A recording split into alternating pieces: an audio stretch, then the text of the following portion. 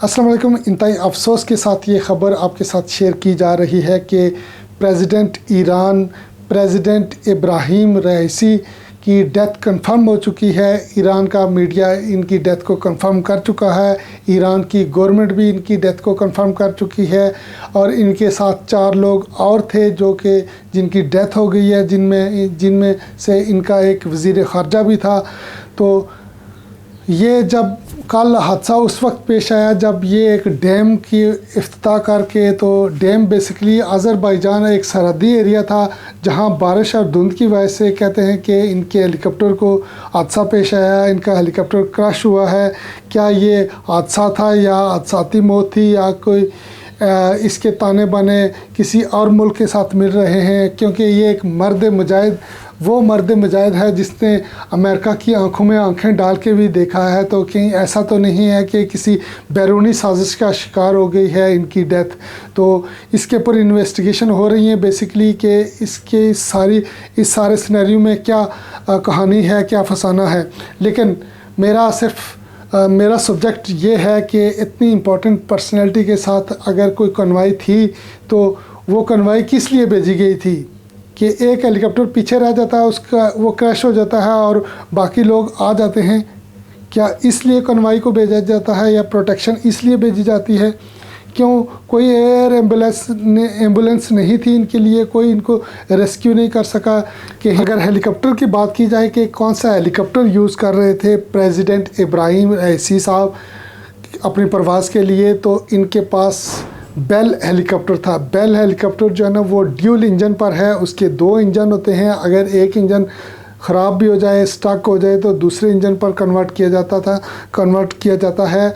अगर दूसरा इंजन भी फेल हो जाए तो इस हेलीकॉप्टर में ख़ास बात यह है कि ऑटो रोटेशन के ज़रिए इस हेलीकॉप्टर को लैंडिंग किया जा सकता है। यानी कि अगर दोनों इंजन फेल हो गए हैं तो उसके बावजूद भी इस हेलीकॉप्टर को सेफली लैंड किया जा सकता है, क्योंकि इस हेलीकॉप्टर को एक तो बहुत ज़्यादा स्पेस नहीं चाहिए होता है, क्योंकि इसको कोई रनवे नहीं चाहिए होता है, और दूसरी बात यह है कि इसको छोटे से स्पेस पर लैंड करवाया जा सकता है। ऑटो रोटेशन एक फंक्शन है इसका, जिसकी वजह से इसको सेफली जो है ना वो लैंड करवाया जा सकता है। और ये जो हेलीकॉप्टर है ये मोस्टली जो है ना वो रेस्क्यू ऑपरेशन के लिए भी यूज़ किया जाता है, और पब्लिक और गवर्नमेंट ऑर्गेनाइजेशंस में ये हेलीकॉप्टर जो है ना वो एक ख़ास अहमियत का अमल है, और इसके ऊपर बहुत ज़्यादा जो है ना वो ट्रस्ट किया जाता है। और ये एक ट्रस्ट वाली मशीन है क्योंकि इसके ड्यूल फंक्शंस हैं।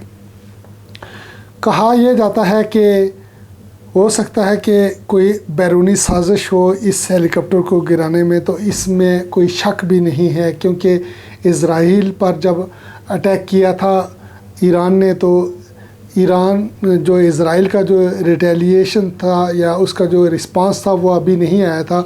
हो सकता है कि उसका रिस्पांस आया हो, लेकिन अमेरिका भी इसके ऊपर मॉनिटरिंग किए हुए था, तो अमेरिका का भी कोई इसमें हो सकता है कि उसने भी कोई रिस्पांस किया हो। बहरहाल ये सारी कहानियां हैं।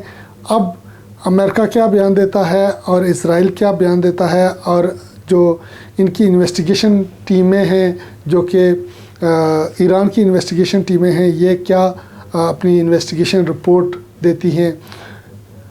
हैरत इस बात की है कि 14 घंटों के बाद जो है ये इब्राहिम रईसी के जाए हादसा पर या जो वक़ूए हादसा है उस पर ये पहुंची है।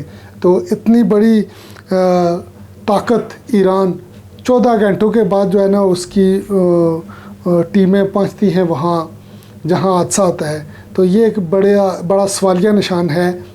मैं समझता हूँ कि कन्वाई की शक्ल में अगर आपने प्रेसिडेंट साहब को मूव किया है तो क्या मेडिकल कवर क्या था, और जो कन्वाई थी वो क्या करने गई थी? क्यों एक हेलीकॉप्टर क्रैश हुआ तो दूसरों को पता नहीं चला, तो दूसरों ने उसकी क्या हेल्प की है? ये सारे सवालिया निशान हैं ईरानी गवर्नमेंट के ऊपर। मैं समझता हूँ कि इनको करेक्ट करना चाहिए, और जब भी कोई वीआईपी मूवमेंट हो तो मेडिकल कवर ज़रूर देना चाहिए, ताकि जो ऐसे इंसिडेंट्स को कवर करने के लिए آپ کے پاس ایئر ایمبولینسز پراپرلی اسکارڈ موجود ہونا چاہیے، پراپر ڈاکٹر نرسز اور ایڈوانس کارڈیک لائف سپورٹس کے لوگ موجود ہونے چاہیے تاکہ وہ اس طرح کے ڈیزاسٹرز اور اس طرح کے انسیڈنٹس کو مینیج کر سکیں۔ تو آگے چلتے ہیں۔ آخر پر اس مرد مجاہد کے لیے فرد قائم ربط ملت سے ہے تنہا کچھ بھی نہیں، فرد قائم ربط ملت سے ہے تنہا کچھ بھی نہیں، موج ہے دریا میں اور بیرون دریا کچھ بھی نہیں۔ ان اللہ و انا الیہ راجعون۔